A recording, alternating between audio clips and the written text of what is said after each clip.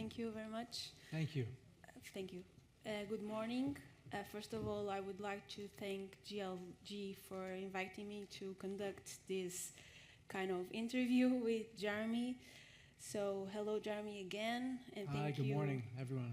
Thank you for traveling from USA to here to Portugal. I'm sure that your professional experience and knowledge, specifically on the securities class action, will enlighten us a lot about the trends and the challenges of these kind of class actions.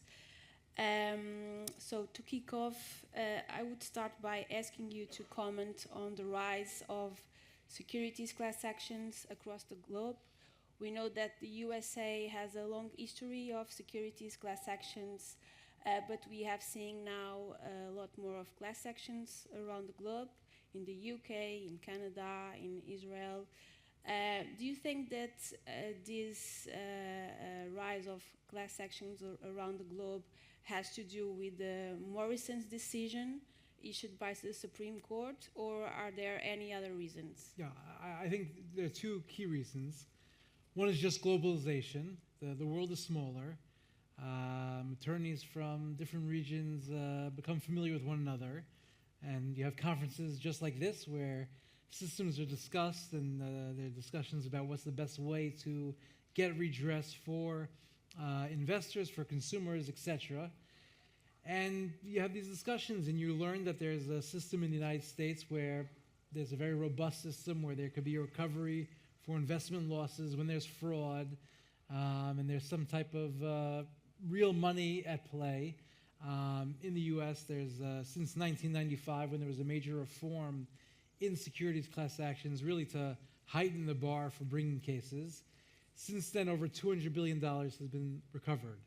And that's real money. That's serious money for investors, most of that going to institutional investors, but also a significant portion to retail investors. So that's a real business. That's a real industry, as you see many of the advertisements here of the various, litigation funders and claims administrators, and God bless them all, and law firms as well. And so it's a real industry. There's real money being recovered. And then you find European or Asian or Australian colleagues saying, well, listen, this is real money. This is a real recovery. This shows us there's real. It's not just some lawyers out there trying to make a few dollars, which is also part of it. Let's be honest, but it's a real business which has a real import to investors, and so therefore Europe is rightly saying, and the rest of the world is rightly saying, what about us? What about me? What does this mean for us? And why don't we have a similar system? And I think that's really one. Globalization generally is an answer to why you're seeing somewhat of the exportation of this class action idea to non-U.S. regions.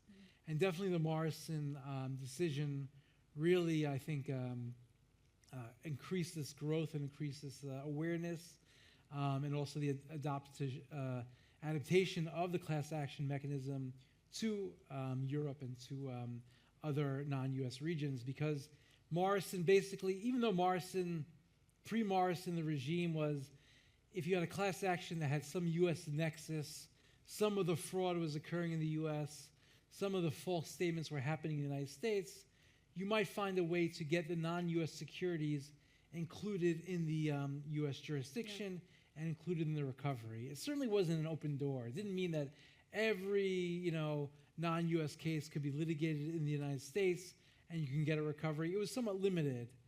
But Morrison did make a bright line rule, or attempted to make a bright line rule, saying if you list in the U.S. and if you trade in the United States, you can get a recovery. And if you don't, you're out of luck, at least as far as the United States went. And so all of a sudden then, if you purchase the BP case was really a good example of that, Vivendi as well. If you purchase your shares of Vivendi in the United States, okay, you're covered, you get a recovery. If you were not so lucky and you purchased those shares on the bourse, and when it came to BP, on the London Stock Exchange, out of luck. Now all of a sudden an investor, it could be the same investor, said, well, I get more rights if I buy my shares in the United States. And if I was unlucky enough to have my broker route the shares of the trade through the London Stock Exchange, no such luck. That really is, created unfortunately a dual class, as it were, or dual rights of shareholders. And I think that just struck a lot of people as very unfair, patently unfair. I think the ruling in Morrison was incorrect in that it doesn't make sense to balkanize jurisdictions and to have all of a sudden there's different rights based upon the locale of your transaction. But I think a lot of investors and a lot of regimes saw this as unfair as well.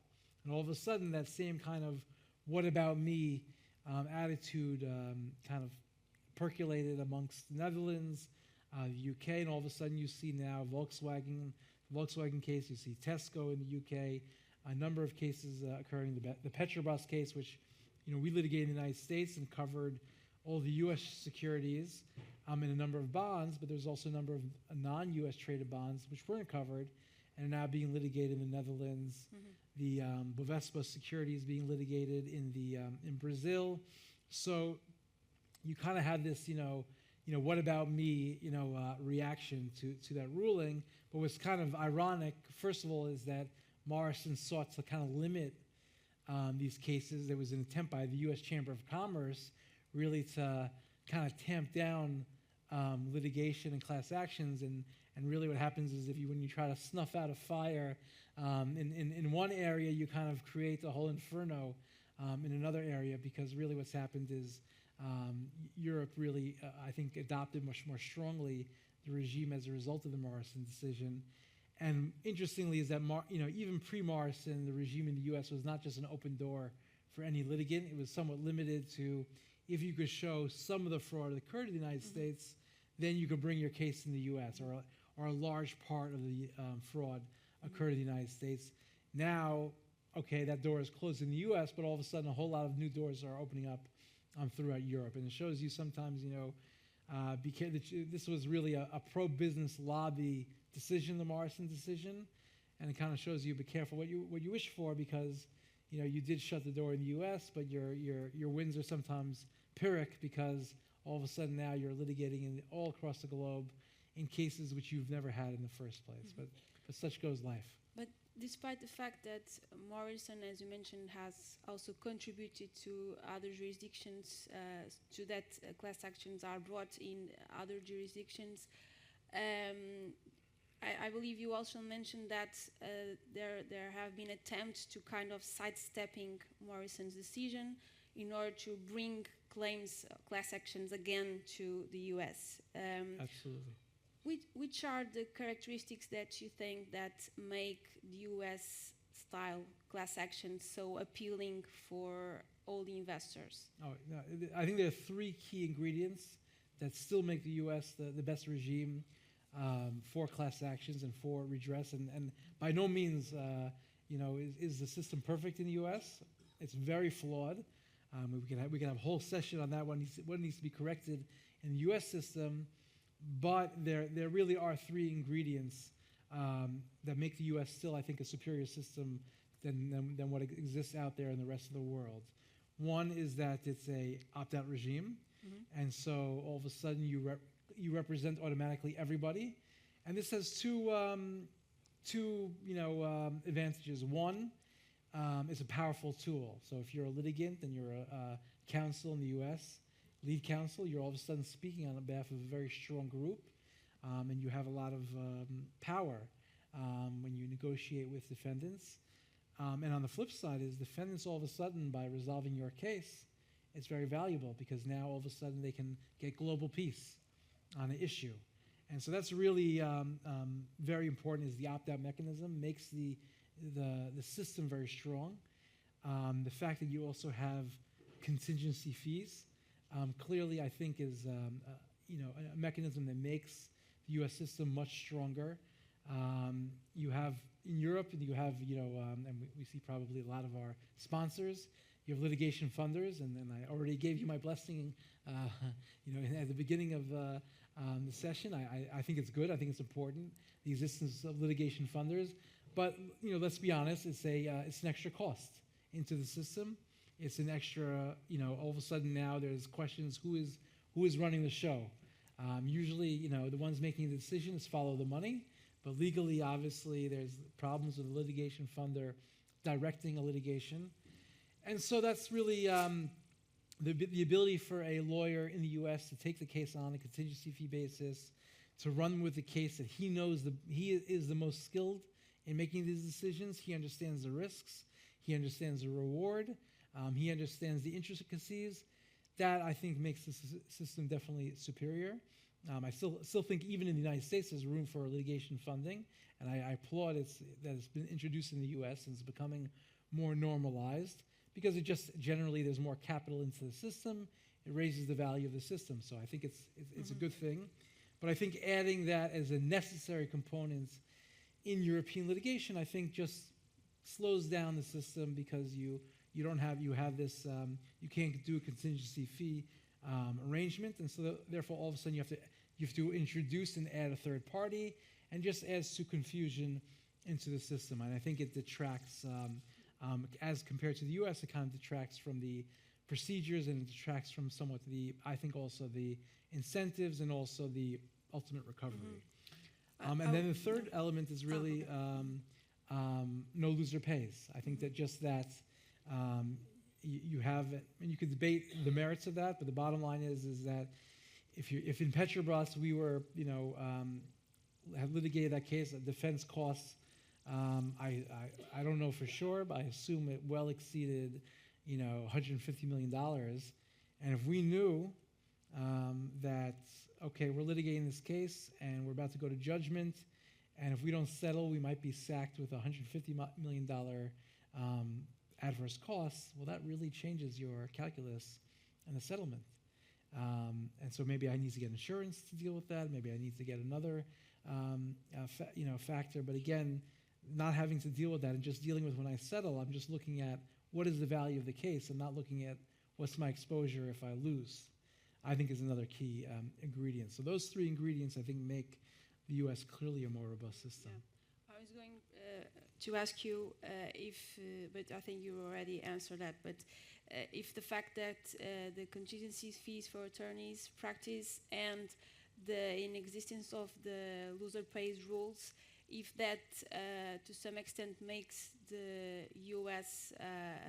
System less interesting or less appealing for funders, or at least less necessary. And also, I would like, but I think you already explained that. And also, do you have any disclosure obligations in the USA regarding third-party funding? Yeah. So I mean, I think it definitely makes for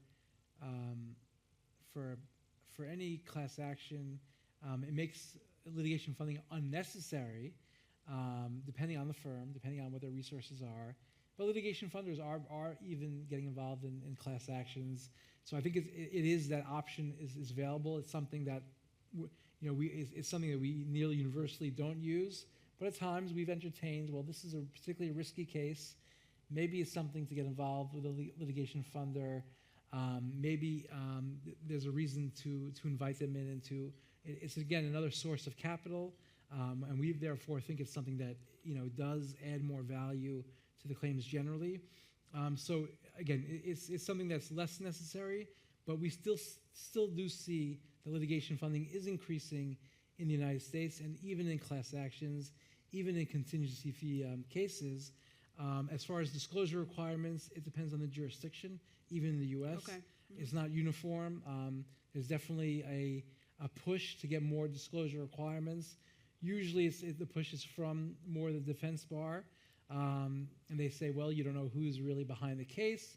Maybe there are conflicts. Really, though, I believe it's more driven by, it can cause more defenses for defendants in a case. If there's litigation funding, you can argue maybe there's an inadequacy in the representation of the class. All of a sudden, you have a litigation funder. What's the background of that litigation funder? It just adds another kind of wrench into the system. Mm-hmm. So clearly, it's based on jurisdiction. Some jurisdictions in the District of New Jersey, there's a requirement to disclose it publicly. Northern District, California has also some disclosure requirements. And then the Bar Association generally is grappling with this issue, and it's a fair debate as to what type of disclosure is required. or will be required. And do you think that the characteristics that you mentioned, the contingency fees for attorneys, the inexistence of the loser pays rule, do you think that these create some space for abusive litigation on the part of the plaintiffs? I think that there's also, sorry, so just a yeah. and do you have any mechanisms within the U.S. system to avoid that kind of abusive or nuisance litigation? Yeah, sure. So as far as two parts of the question, as far as the contingency fee nature of litigation, does that somehow cause abuse? I don't see why. I see at the end of the day, the attorney or the law firm that's representing the investors are incentivized to spend their money and spend their resources on the claims they believe in, and then they will get then a recovery, and they'll get their share of the recovery from the results. So I don't see how that would incentivize somehow some type of abusive litigation. You can argue that the adverse costs and lack of adverse costs maybe then would incentivize abusive litigation, and someone would say, well, should I bring a case? And the cost benefit then is much different if you don't have loser pays. So you could say that does incentivize abusive litigation. At the end of the road, though, I think the benefits outweigh the cost, because what you're going to do is just snuff out any claims, because litigation always is uncertain whether it's abusive or not. And to say all of a sudden now I have an adverse cost issue where I can pay this staggering amount of money if I lose, all of a sudden you'll prevent abusive litigation, but you also prevent a lot of very meritorious litigation at the same time. So I think you have more of an argument on that as far as abusive litigation goes. There are other guardrails to prevent abusive litigation. Rule 11 of the Federal Rules of Civil Procedure say that if you bring a frivolous claim, you can be subject to adverse costs and sanctions. The PSLRA in securities class actions mandates that courts do a review at the end of the case to see whether or not the case was frivolous or not, whether it was brought in good faith or not. And so there is a review, or there should be a review by courts, whether or not there's been some type of abusive litigation. So it's there, and defense firms know it's there, and we know it's there. We definitely try to do whatever we can to avoid any potential sanction or finding by a court that this was a frivolous claim. It could hurt your reputation. Yeah. It could hurt your ability to bring cases and to be lead counsel in the future. So I think that's a sufficient guardrail. I think I can see the argument why you might want this adverse costs to prevent abusive litigation, but I think just the negatives from that, the cost of that is going to be you're just going to avoid litigation generally. Just because you lose the case doesn't mean it was abusive. Yes. And you could have a very good, interesting fight that somehow a jury finds to be, at the end of the day, more in defendant's favor than the others, but it was very important and good that you brought the case. And if you don't have that ability, and if you're facing tens of millions of dollars in costs because you brought it, at the end of the day, all that's going to happen is you're just going to get insurance for that, and it's just going to add up the costs for the actual plaintiffs and for the class, because they're going to pay the bill for the after-event insurance. So it just adds a third party involved, I think. That's unnecessary. Interesting. In 2023, and according to Broadridge annual report, there was a cumulative settlement value exceeding $5.5 billion in what concerns what they call investor recovery class actions. I believe that this is a broader concept, that it includes also more than securities class actions stricto sensu. And this number in 2022 was $7.4 billion. Do you think that securities class actions are more prone to settlement agreements than other kinds of class actions? I don't think it's more prone than other class actions. I think any large, mega case is going to be prone to settlements. I think it's these cases are typically bet the company. For plaintiffs' firms, it could be bet the firm. You spend millions and millions of dollars on a case, and so a rational or even if it's not bet the firm, it's certainly, a significant impact if you lose. And so rational actors, given that if both sides are rational, this could be, bet the company or bet the CEO's fortune. And for the firm, it's, well, you could lose $10 million or potentially that on a case if you lose it through trial. People are going to, if everyone is rational, they'll sit together and say, well, what's this case? What are the risks? And let's sit together and see if we can actually, settle the case and avoid that risk and see if we can come to a settlement. Sometimes, so there's been only 20, probably, maybe 24 securities class action cases have gone to trial and verdict out of more than 20,000 cases. So that tells you kind of that usually people are rational actors. And if you look at the statistics on those cases, it's about 50% of the time the verdict went for plaintiffs, 50% it went for defendants. So it kind of tells you where, that there's real risk here, and it's about 50-50 whether you'll win or lose. And so I think people seeing that statistic and seeing what this means for everybody, I think it just makes sense to sit together and see if you can come to a resolution. So, and those settlements are typically after a motion to dismiss has been ruled upon. Yeah, okay. Many times after a class has been certified. Mm-hmm. So it's not just the concept that, a plaintiff's firm goes and gets the case, files an action, and then settles the case for $3 billion, and isn't that just too easy for plaintiffs? And the system is way too rigged for plaintiffs, and we need to change it. You're typically not finding those very large settlements until the case has been litigated pretty extensively through the various vigors and rigors of litigation. And so normally that's being tested and battle tested through the contours of a case, and then you're getting a settlement. And if you've gotten through a motion to dismiss, that means the court has found that there's a high likelihood of fraud. If you've gone through a class certification, it means that a court has ruled that there should be a class here. This case should be grouped together as one. So as you get through those stages, if you get through summary judgment, it means that that there's a likelihood that a jury could find that this case, has merit and a verdict could go in the plaintiff's case.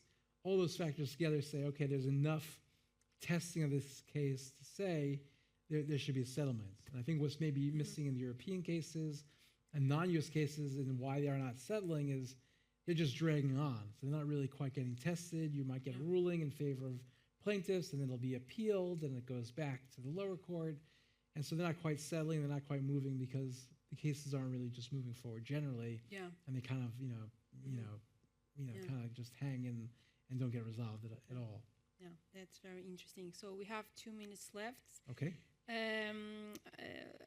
I would like to ask you if can securities class action be viewed as a corporate governance tool, and if they can be used, for instance, to achieve ESG goals, and to what extent? Sure. No, we say yes to both. Clearly, there's cases, and the courts would be more receptive to ESG types of cases being brought under the securities laws. We just had a case against Wynn Resorts, and the case involved Steve Wynn, who for decades was sexually harassing and unfortunately actually raping some of his employees. He had masseuses and others that he had on staff, and very unfortunate actions. And the board knew about these activities, knew about settlements, some of which were used by corporate using corporate funds. And we settled the case against the company for $70 million, including contributions by the executives. And there you basically have a situation where the courts were struggling whether or not this belonged as a securities class action, and there was a lot of back and forth. Is this really something covered by the securities laws? Was there a material false statement made by Wynn Resorts that investors relied upon? And ultimately, we convinced the court after a lot of back and forth that there was.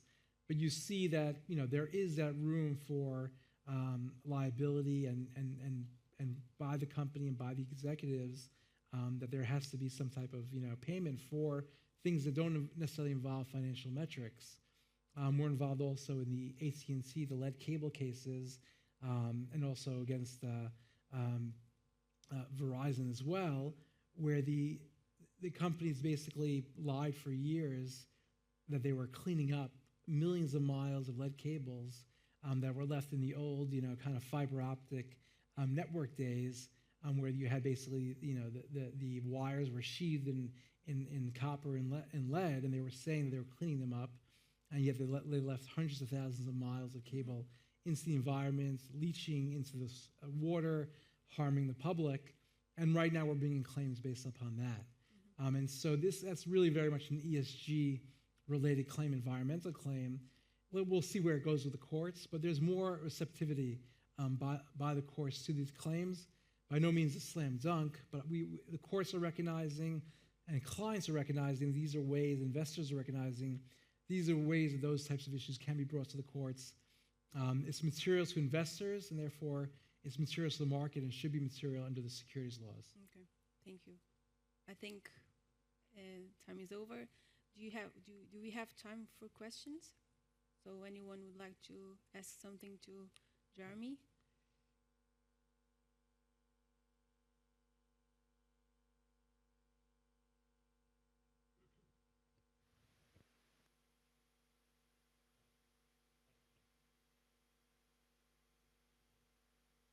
Not yet.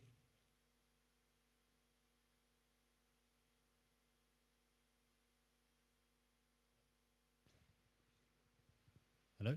Yes. Yes. Perfect. So just a quick one. We've seen, obviously this is a well-established area of law in your market in the US. We're beginning to see more and more securities cases emerging in the UK. There's a bit of a trend there at the moment.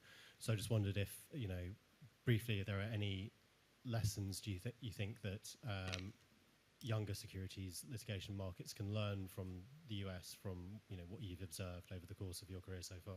Sure. I think that the more that attorneys and professionals kind of advocate for the adoption of the U.S. system, i.e. in contingency fees, in the opt-out regime, and no loser pays, I think is going to, come to the benefit of all practitioners. I think even for corporations themselves.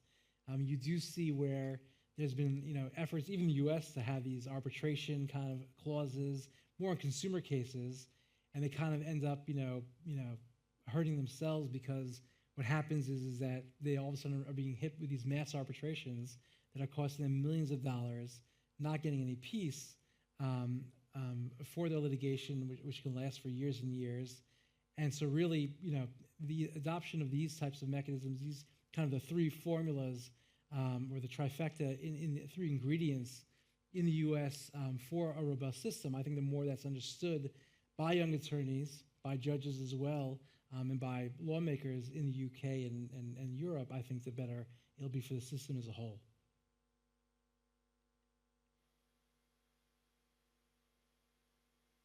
Okay. Thank you so much, everyone.